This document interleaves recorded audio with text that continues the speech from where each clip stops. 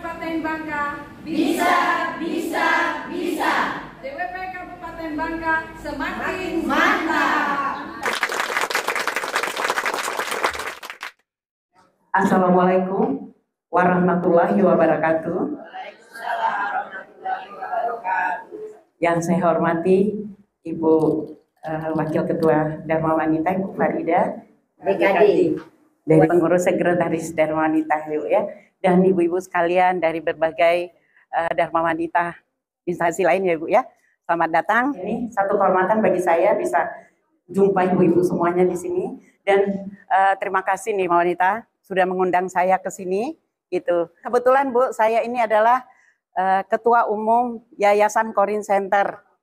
Nah, Korin Center ini adalah lembaga pengembangan sumber daya manusia yang bergerak di bidang pengembangan SDM. Program kami adalah psikologi, outbound, pengembangan kepribadian, tes-tes bakat minat gitu, konseling gitu ya.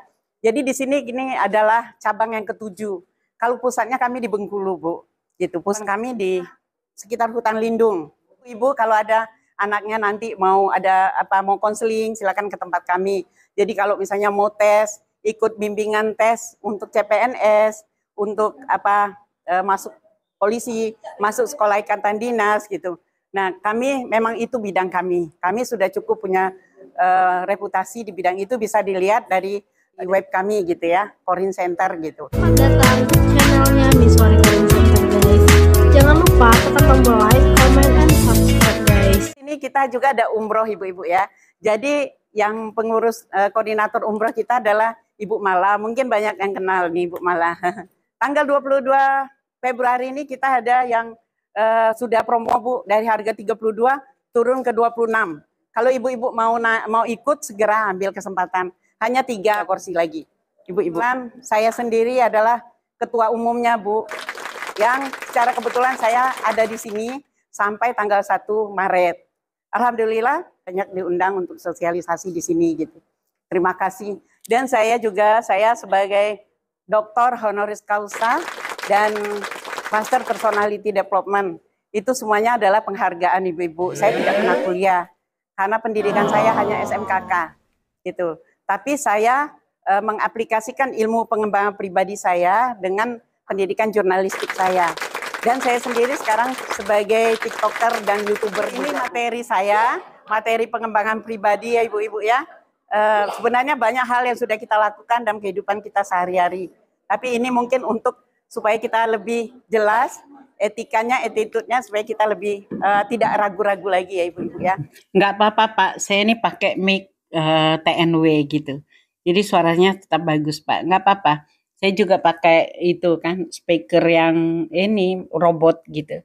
Jadi suaranya tetap bagus.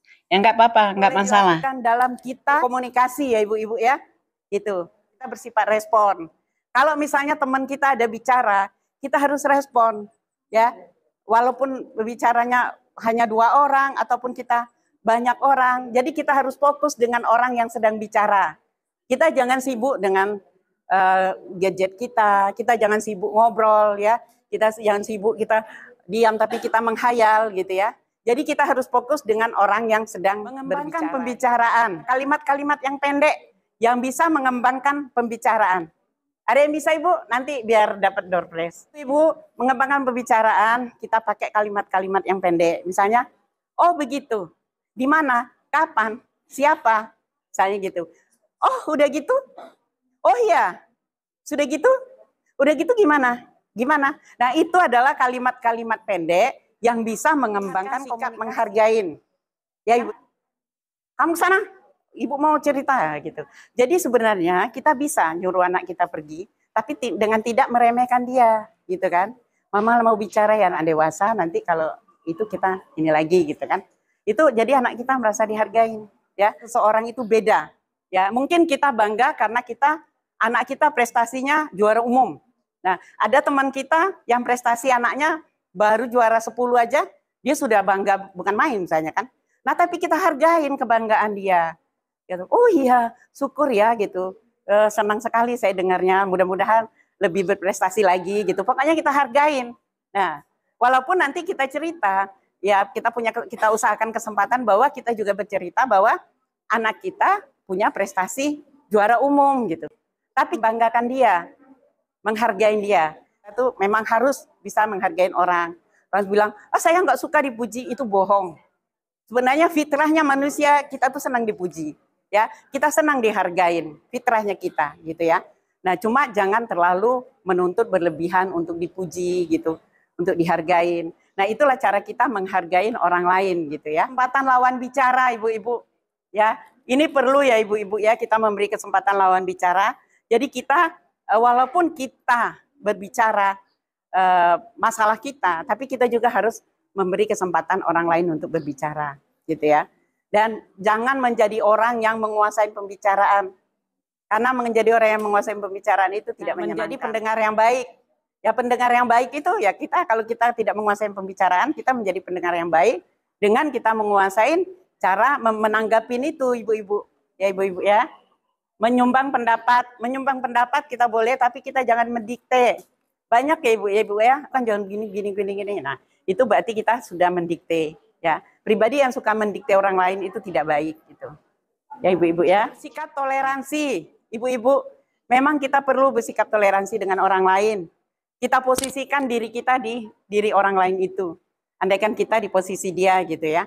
Jadi kita memang perlu benar, jangan sampai kita marah dulu tapi kita belum ngerti permasalahan gitu. Sebaiknya kita pahamin dulu permasalahannya, berarti kita perlu bertoleransi gitu.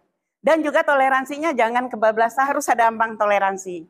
Karena ambang toleransi ini kalau kebablasan, kita bisa diinjak-injak orang. Kemudian merubah amarah menjadi canda. Nah ini ibu-ibu yang suka sebenarnya diawalin permasalahan tuh di sini. Ya, baper ya bu, ya. Kadang misalnya teman bilang, tumben kamu cantik benar sekarang. Numberin saya. Akhirnya takut kita berdandan, takut kita bergaya gitu. Itu adalah hal yang salah. Biasa aja. Orang melihat perubahan, satu perubahan pasti orang komentarin. Itu hal yang biasa. Kalau orang bisa memuji kita, tumben kok sekarang kamu cantik, kamu dandan. Iya dong, saya kan mau mengembangkan diri saya gitu. Ya gitu. Jadi jangan pernah kita tidak mensyukurin kalau orang berkomentar dengan kita. Ya ibu-ibu ya. Ini benar ibu ya. Kadang dalam rumah tangga ya ibu ya. Misalnya begini, dimarah sama suami.